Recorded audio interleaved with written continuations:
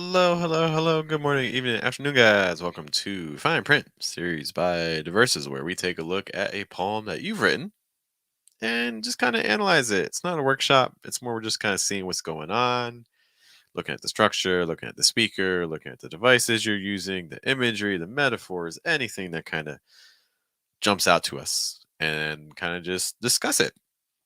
This week, we're going to be looking at a poem sent to us on Threads by the user Flip underscore 89DB. So we do want to thank them for allowing us to look at their work. Greatly appreciate that.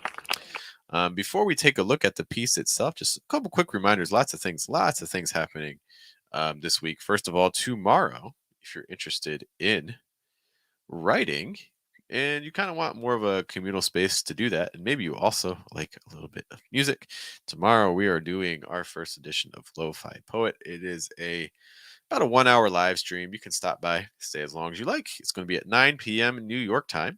We're going for an hour and just playing some lo-fi beats. We'll have 4 different prompts. Each prompt will be about 15 minutes long or so.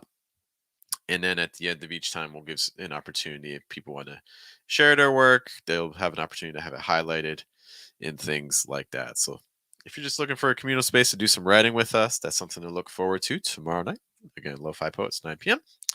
And then the other thing, what's happening on Wednesday. On Wednesday, we're doing our first webinar where basically we're helping writers to take books that they've written, or even if you just have pieces and things like that, and trying to make it into an actual video course or a webinar or something that you can do with it in terms of like a more like a maybe a workshop or educational type setting.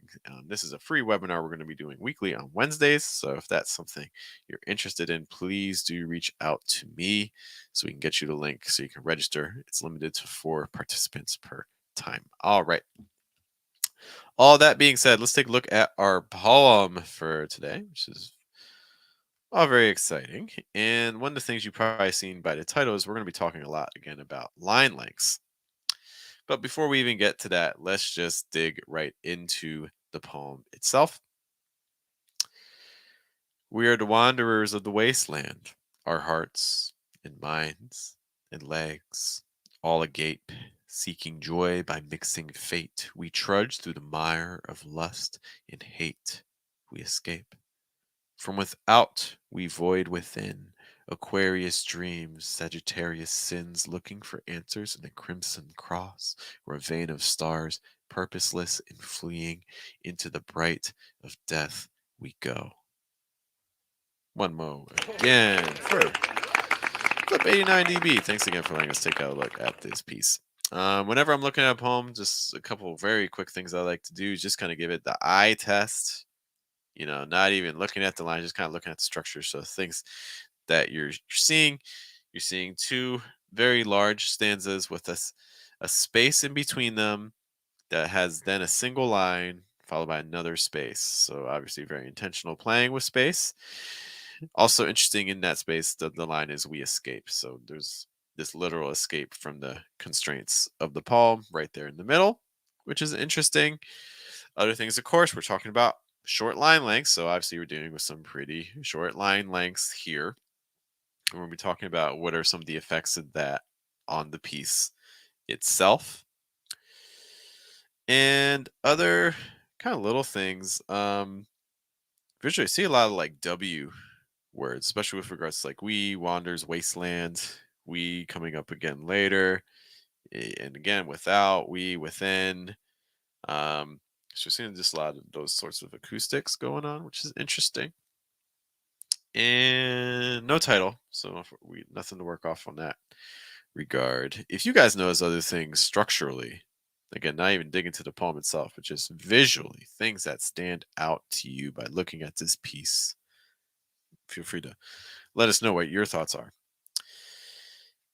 So, line lengths are always tricky and something that I think are always worth experimenting with, trying to extend them maybe to the margins, trying to extend them halfway through, trying to extend them short, and just kind of seeing the different effects they have.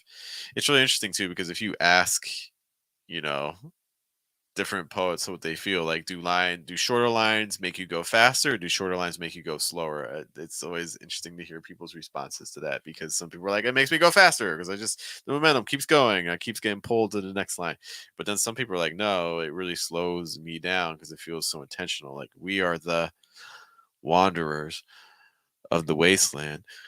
So it kind of makes every word kind of cause you to hesitate to a degree. So that's also something I'm curious about. How does it make you go? I think for me, it kind of speeds things up more than slows things down. Because I think the other argument I've seen is that when lines are really, really long, it can almost be overwhelming to a sense. So then it causes people to kind of move through the entire line faster. But when the line is shorter, there's a lot more intentionality. So you can really kind of hone in on the single line. Beyond that, so we are the. So I think it's some little reinforcing. So I think by having a line like, for instance, we are the only word that really is carrying a lot of significance is the we. The are, the verb to be, we don't even know what we're linking to yet. The verb to be is a very weak verb. It doesn't really do any action. It's more almost like an equal sign. And then we again, just a kind of a function word, your article. So again, we don't really get a lot of meaning from that either. So I think it's interesting with the we are the, it's a short line, and then with that we y- how's it change, if we have the word we on a line by itself, there's some irony, there would be some irony with that, right? We implying a plural, a multitude, but then having a single word on a single line. So with that, having the we are the, you have these three somewhat insignificant meaning wise words. None of the words has really been given a whole lot of significance, at least at this point in the poem, but they're all together and they're unified. But it's also not overwhelming because it's only through three words here. Um, so I think that that little short line is really doing a bit of work in combination with the we. I think if you talk to a lot of editors and publishers and things like that, what are the most important lines of a poem? It's the title, it's the first line, it's the last line. So it's an interesting choice for the first line, because it's a bold first line in the sense that there's not a lot of words here that are conveying heavy weight to them. And I think that's a very interesting choice. Hello, Tran. Thanks for checking in. Good to see you. Hope you're doing okay. Haven't talked to you in a while. Moving on from here, we are the Wanderers. And then Wanderers, very interesting too, just like, so we are the three words, and then Wanderer is a single word, but taking up pretty much like the same amount of space visually. We are the Wanderers of the Wasteland. And then Wasteland, just kind of looking at the poem, Wasteland is this is probably one of our longest lines here. We see the we trudge through. That's also an interesting decision too, like the we trudge through. We trudge through might actually be your longest line. And I think that by having that be your longest line with the verb like trudge, there's this, I think this does a good job of kind of reinforcing itself. It's your longest line. We trudge through. So it's kind of adding to that sense of labor, with also being paired with the longest line in the poem. I think it's interesting. But again, Wasteland also having kind of a similar effect. Wanderers of the Wasteland. And Wasteland is probably the word that has the most weight here, fitted right at the end of that third line. So it's probably the strongest word that we've gotten out of those first three lines. Uh, Other things that are going on, like some sections with some short line lengths that I think are helping a bit. So we are wastelands of our hearts and minds. So it's interesting. So our hearts and then space minds. So minds is given in some ways more weight than hearts, because minds is given a line by itself, whereas hearts is getting lost with the R and the and. So just structurally something that's happened there. So we're putting a lot of emphasis on the minds. This isn't just a physical thing. This is something that it's our consciousness. Um, and then we go back to the physical, right? Our hearts and minds, the consciousness and legs, all agape. So interesting here. So the agape is applying to all those concepts, right? So the gape is applying to the hearts, which you can also apply to like emotion, right? So you have the emotion of the heart in addition to the physical heart. Then you have the minds. Again, you have the physical mind, but also the sense of consciousness. And then you have the legs, which again, physical. But then when you pair that with gape, you pair that suddenly with like a sexuality in nature to it. So really interesting pairing in terms of like the physical body parts, but then also the abstract connections that also pair with them. So I think that's doing a lot of work there. And I think by having the short lines, that allows those sorts of connections to become even sharper. I think if that had all been included in a single line, yeah, it would still be there, but it would also be a little bit diluted. All gape, seeking joy by mixing fate. I like that line break, seeking joy by, so there's almost like this brightness or this lightness to it, like you're seeking joy, you're pursuing something that makes you feel good. But how are you doing that? By mixing fate. So then you get that immediate contrast with the heaviness of mixing fate. When people think fate, um a lack of control, there's often a heaviness to it, and maybe even a sense of like death and finality to it, this inescapableness. We trudge through, we talked about that line earlier, the mire of lust and hate. So this goes back to the legs and the gaping. We trudge through the mire of lust and hate. This also contrasts with the joy. So we're seeking joy. Seeking is a nice word choice here because we don't know what the result is. We seek it, but do we actually get it? And it would seem to be no. We trudge through the mire of lust, which again isn't even necessarily viewed as like a positive thing. I think a lot of times let's associate with more negativity. You were the end result of it kind of can put the person in a worse state, and then hate, again, the heavy negativity. And then we get our line break, we escape. Interesting, we haven't, is this the first time that we is not capitalized? Because we and then this time, the we is not capitalized, even though it's a new line. So we had that period after hate, but now it's a new line, but we're still not capitalizing it. So that's there's so much escaping actually happening in this line. So one, you have the spaces aligned around it, right? Two, you have the pattern disrupt because suddenly you have these parentheses. We haven't had parentheses anywhere. And then you have the irony of that, right? So you're caging something in parentheses, but what are you caging? You're caging the escaping in parentheses. So you get some irony there. You get some escaping from grammar and syntax because we're not capitalizing it. We get the escaping from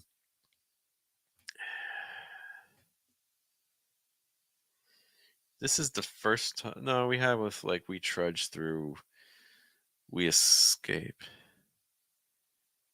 Yeah, I just feel like that escape line is doing so much work. An interesting decision. So many little interesting decisions there. Also kind of escaping from the poem too, right? Because yeah, it can read into the next line. We escape from without. We've what? No, honestly, like it doesn't even. It's just its own little unit. It doesn't even read. It doesn't. The. It's not a continuation of the sentence before it. It's not really a part of the sentence that comes after it. It's this own unit by itself, just kind of floating, literally floating there in the middle of the poem. So it's a lot of reinforcement of its purpose. From without, we void within. Nice little kind of conceit of the poem. So from without, it's like if you don't have something, the way I take this is if you don't have something, then you also lose something inside yourself as well. So from without, we void within. Aquarius dreams, Sagittarius sins. Guys, I do have to be a little bit honest. I know a lot of people are very much into the astrology and things like that. I, I know very little about what signs do. So if you want to enlighten me, if you have some thoughts, how you interpret Aquarius dreams and Sagittarius sins, how I should interpret that, just from an astrological point of view, I would appreciate it. 'Cause that's just not my wheelhouse. I'll be the first to admit that. But I imagine there is a lot of significance in there. I would imagine. From without, we void within. So when we don't have something, we start hurting even inside ourselves. That's how I interpret that. Aquarius dreams again. This kind of parallels the we trudge through. No, the seeking joy. We get kind of a parallel. Seeking joy by mixing fate. I'm seeing that kind of parallel with the Aquarius dreams. So again, I see the word dreams. I think of lightness, brevity, like a levity, positivity, followed by Sagittarius sins, which again kind of takes us back down. Seeking joy by mixing fate. Aquarius dreams, Sagittarius sin. Looking for answers in a crimson cross. I'm guessing that's a note to religion, like Catholicism. I'm guessing. Crimson being the blood. Or a vein of stars. I'm taking that as again kind of astrology. Purposeless and fleeing. So this is we haven't had a one-word line since the Mines. So again, it kind of like what happened earlier, hearts and minds. By having the single line, you're kind of putting a weight on it. It draws even more attention, becomes even more valuable to a degree. So in some ways, the fleeing is given more weight than even like the purposelessness to a degree. Purposeless and fleeing. Comment into the bright of death we go. I really like that subversion of death. And instead of death being someplace dark, you know, it becomes a place of brightness and light. I think that's really interesting too when you look at typical light dark images, darkness, a lack of knowledge, a lack of awareness, a lack of knowing what's happening, brightness associated with again like kind of like celestial things but also associated with knowledge. And so suddenly the bright of knowledge, the bright of knowledge, the bright of death. Also like using the bright, turning bright into a noun was I think a very interesting word choice. I like that a lot. Into the bright of death we go. There's also this sense of a lack of control that's kind of happening. And I think that's something that also is kind of aided by having the short lines. By having the short lines, you're not able to necessarily extend where maybe you as a reader would want to, because you're constantly kind of being pulled down. You're constantly being pulled down. You're constantly being pulled down. And I think that's kind of reiterated by having the short lines. This is a bright of death we go. I think that's really being reinforced. I think it's interesting too. Starting with the we are the we doesn't. Again, there's no action. We are the wanderers of the wasteland, but that's not really an action. You're just describing. Whereas suddenly we have a lot of agency here. We go. So suddenly there's kind of a lot of control. It's a lot more similar to that we escape. All right. So those again are just some little things that I kind of noticed that I think are able to stand out a little bit more just thanks to having these short lines. Let us know what your thoughts are. Do you think these short lines are aiding the poem, reinforcing some of these concepts? Are you more in favor of having lines that would have been a little longer? Would that have opened up other things for you? Would love to know your thoughts on that. Also, just again, some quick reminders. Lots of things happening this week for us. So if you want to do some poetry writing with us, join us tomorrow, 9 p.m. New York time. We're going to do Lo-Fi Poet, just an hour of lo-fi beats, a couple of prompts. We'll have a Google Doc in case people want to share their poem, then we can highlight it on screen.